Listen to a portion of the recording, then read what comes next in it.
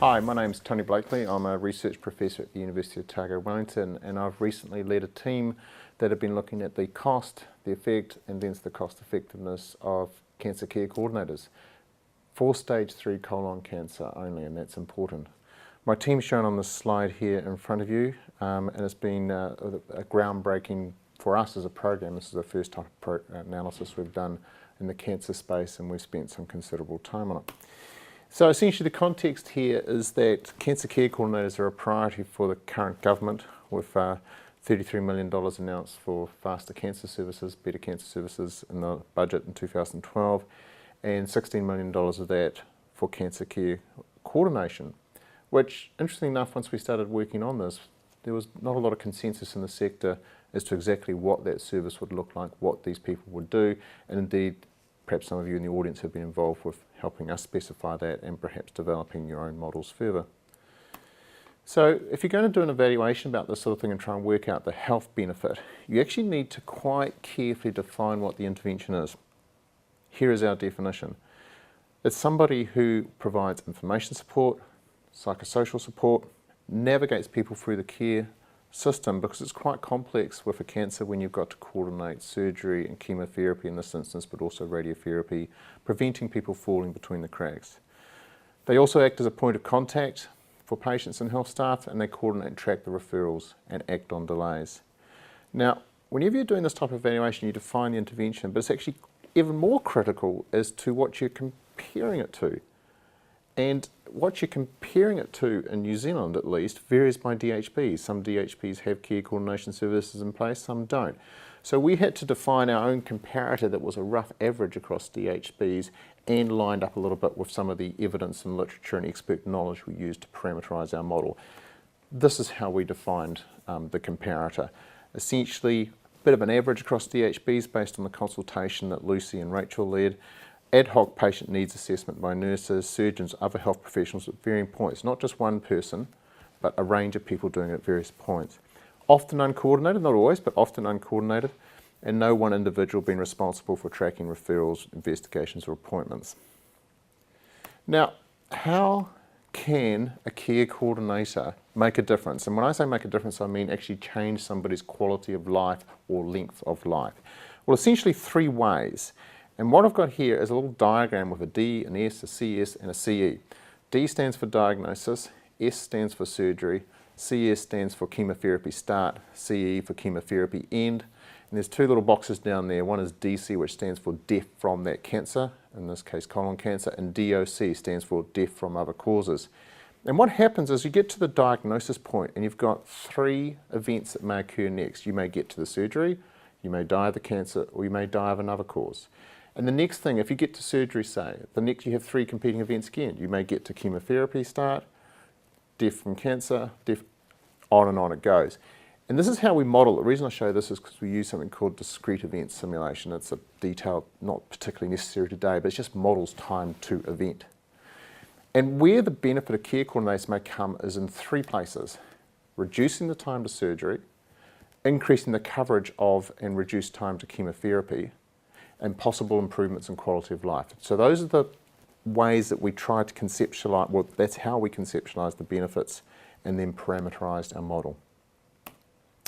So this is a scary slide, and if I had an hour, I would explain all these cells to you. I don't, so I'm just going to show you that there's a lot of information that goes into this model. There's baseline stuff about the cancer incidence, about mortality rates, about disability rates, which is how we measure quality of life.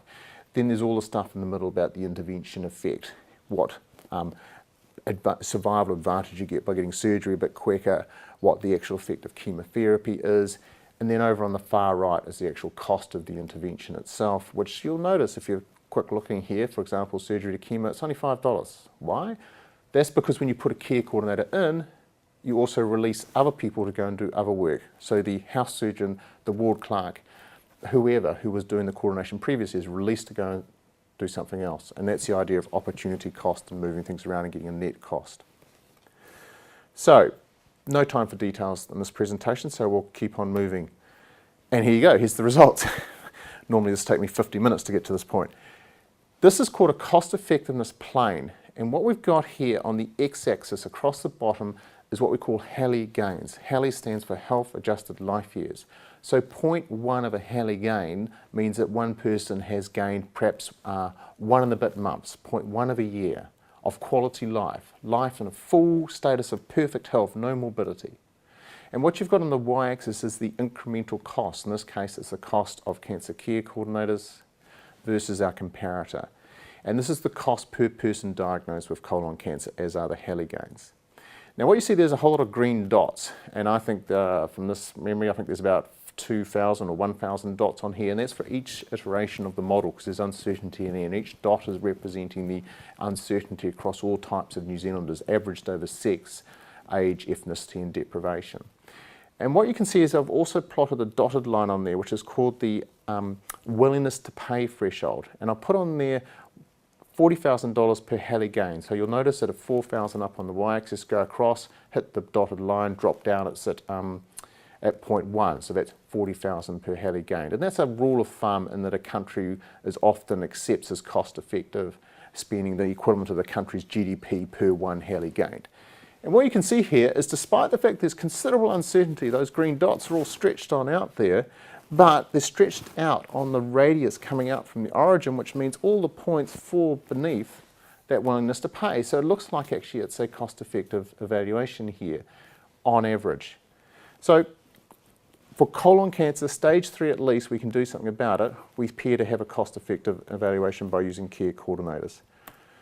Now, taking that graph and turning it into numbers, you may be familiar with some of these numbers.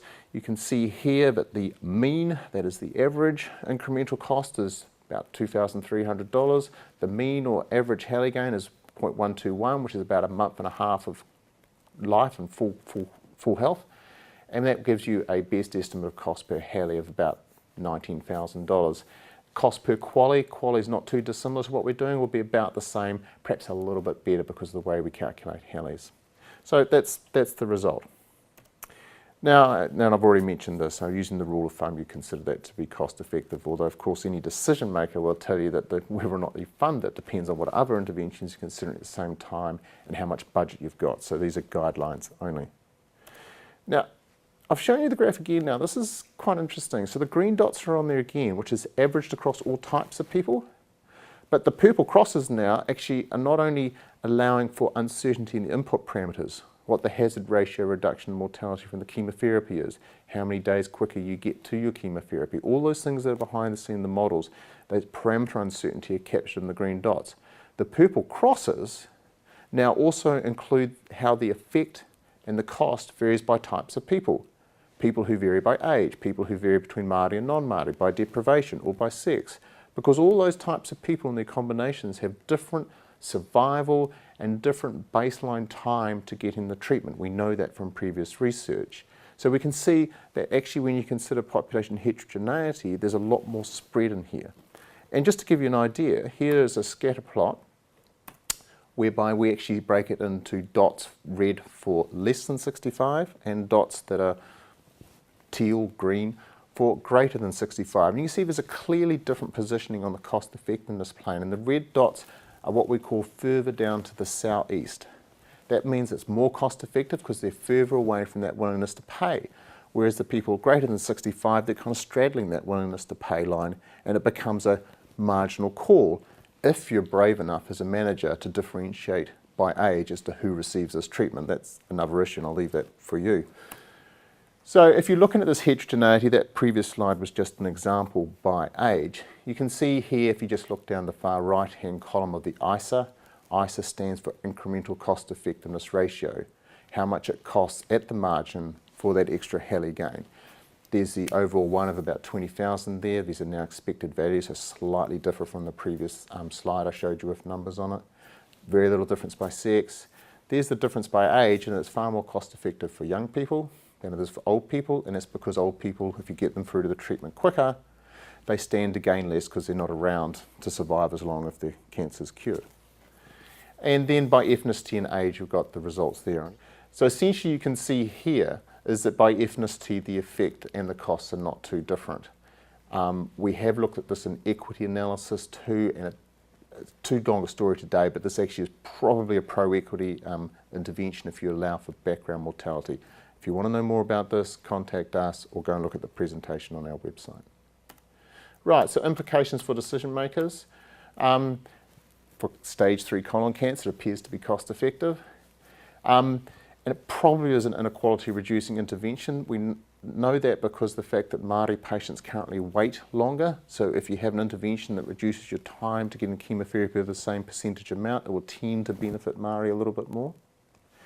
And if you're a decision maker and you're in a DHB with a cancer network, and you've already got a well-functioning, say, multidisciplinary team, i.e. you've already got reasonably good coordination services, we would expect that the marginal gain from cancer care coordinators will be a bit less. So you're not going to get as much HALI gain, but also your costs will be a lot less too, because the major cost in here is not the cost of the nurse, it's the cost of the amount of chemotherapy that you generate, how many people you get to chemotherapy. So essentially on that cost effectiveness plane, your dot will move down closer to the origin. So your cost effectiveness will stay much the same, but actually the amount of benefit you get will be less because you're already getting people through the services. And if you're managing these types of services and you're really stretched and you've only got one care coordinator and you actually need 2, you might want to gently nudge them to working with younger patients, and because it's a bit more cost effective, but you know, a bit of a tricky thing to do. But also, if you now think beyond stage 3 colon cancer, the things that we'd recommend you think about at the moment are put your effort where the treatments that you're trying to get people to are clearly shown to be efficacious and clearly linked from length of life. The quality of life impacts are pretty small, so it's more about getting people to treatments that you know are effective and that will lengthen people's life. If you're doing that, you're probably on the right track with cancer care coordinators. Kia ora.